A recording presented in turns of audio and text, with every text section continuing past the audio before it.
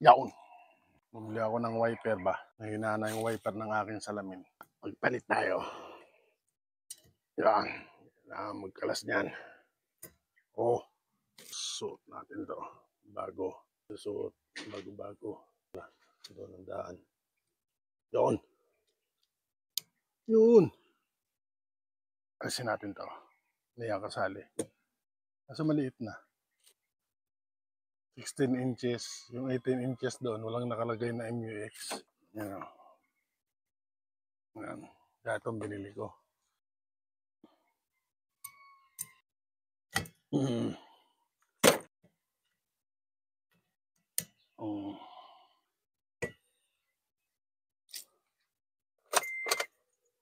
Natin. Yun. Okay, nasasaid na niya.